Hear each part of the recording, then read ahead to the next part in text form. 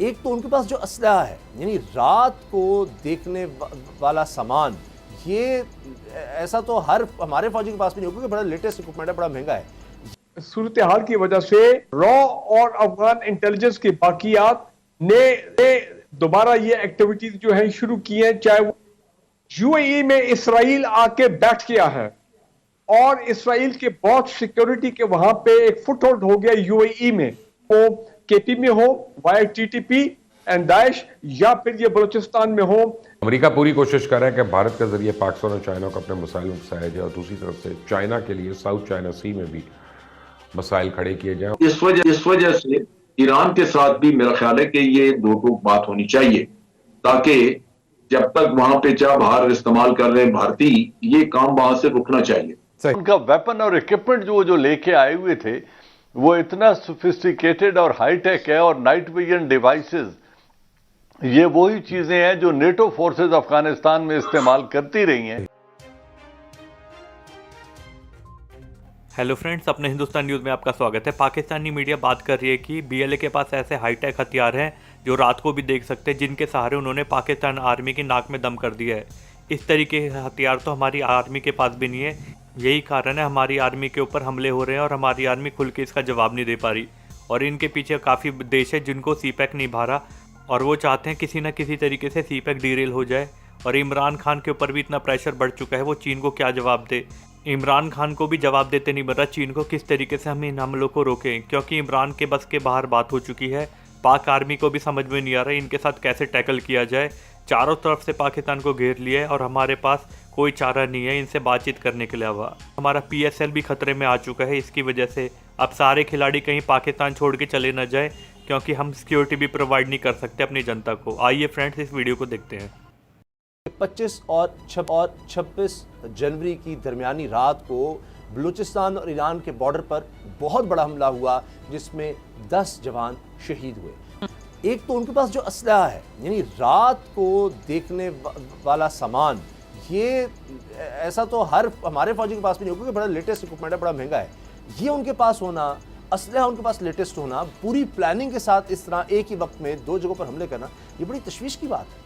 साहब माती में भी इस तरह हमले होते रहे, जिस तरह से कराची में टारगेट किया गया, लाहौर में टारगेट किया गया, इस्लामाबाद को टारगेट करने की कोशिश की गई, अफवाज पाकिस्तान को टारगेट किया जा रहा है, और एक दहशत और खौफ की जो फ़िज़ा थी वो दोबारा कायम करने की कोशिश की जा रही है। अब ऐसे वक्त में जब सीपैक बलूचिस्तान से गुजर रहा है, प्राइम मिनिस्टर जो है चाइना के दौरे पर हैं, और उस वक़्त इस तरह जो अटैक हैं, और उस वक़्त जब आपका पीएसएल साथ चल रहा है, तो ये सारी अगर चीज़ें देखें तो इस सारी चीज़ों को टारगेट किया जाता है। ख़ास तौर पे ये खौफ और दहशत की फ़िज़ा फैलाने की कोशिश की जा रही है कि पीएसएल जिसने कराची में हो रहा है उसके बाद उसने लाहौर में आना है, तो यहाँ पे खिलाड़ियों में इस तरह का खौफ पैदा किया जा सके ताकि वो यहाँ से चले जाएँ और दुनिया को ये तासुर दिया जाए कि पाकिस्तान में अमन नहीं है, पाकिस्तान में अभी भी दहशतगर्दी के वाक़यात हो रहे हैं। तो ये सारा कुछ इंडिया करा रहा है, भारत करवा रहा है, तो हमें खुल के आना चाहिए। अच्छा जी, कि हम एक्सपेक्ट कर रहे थे कि अफगान तालिबान के आने के बाद,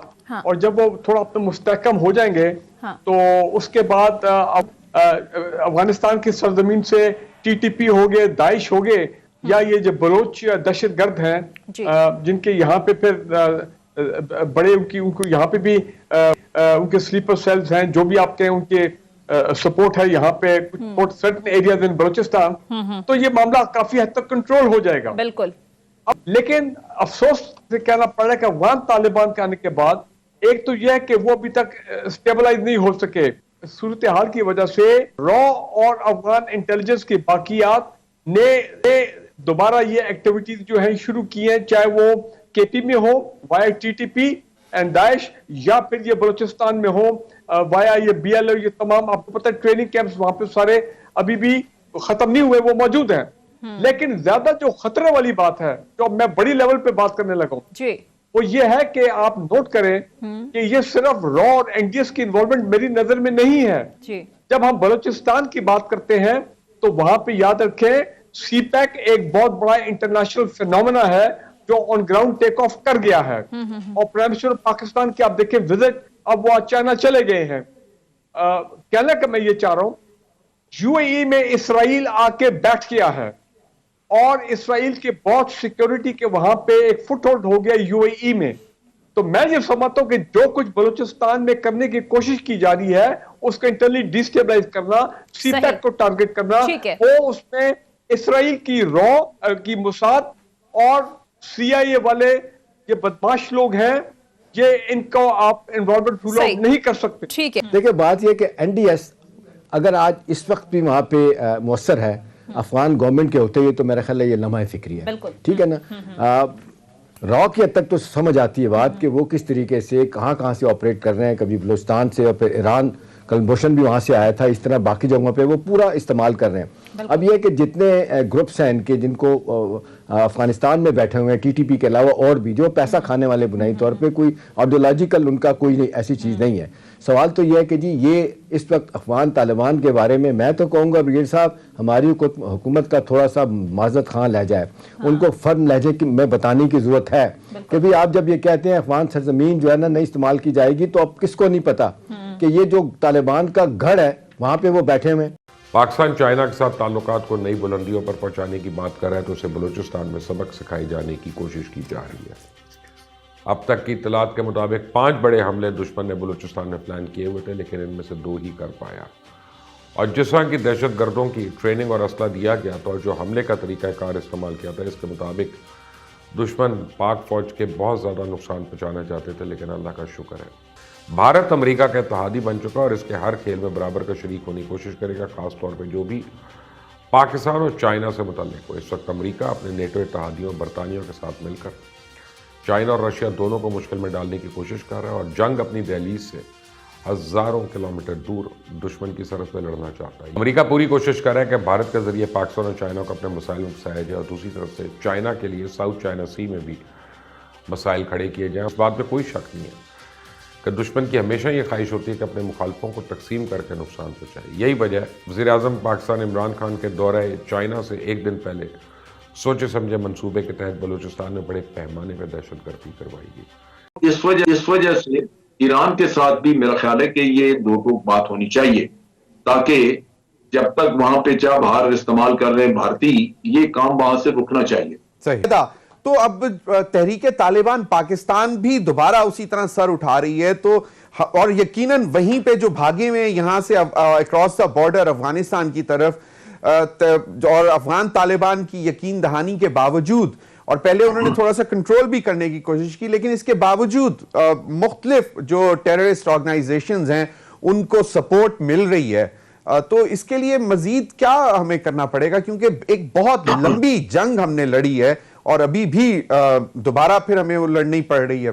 जो भी पाकिस्तान के साथ बॉर्डर्स लगते हैं वहां पर रह के ये कार्रवाइयां कर रहे हैं, और इंडिया और अफगानिस्तान के अंदर बैठे हुए ये एलिमेंट मिलके और इनकी पुष्टपनाही के पीछे और जो अवामिल हैं वो सब इनकी मदद कर रहे हैं। अब उनका वेपन और इक्विपमेंट जो लेके आए हुए थे वो इतना सोफिस्टिकेटेड और हाईटेक है, और नाइट विजन डिवाइसेस ये वही चीजें हैं जो नेटो फोर्सेस अफगानिस्तान में इस्तेमाल करती रही हैं। तो अगर वो वेपन इन लोगों के पास पहुंच गए हैं तो इनके पीछे किसी का हाथ तो है। यकीनन चाइना बहुत अच्छी तरीके से समझता है कि पाकिस्तान के चैलेंजेस क्या हैं, और मेरे ख्याल में हर जी शऊर पाकिस्तानी भी इस बात को समझता है कि जो कोल्ड वॉर है अमेरिका और चाइना की, अब वो फिर अनफॉर्चुनेटली पाकिस्तान की सरजमीन पे लड़ी जा रही है, बेल्ट एंड रोड इनिशिएटिव के गाब में और सी पैक के गाब में।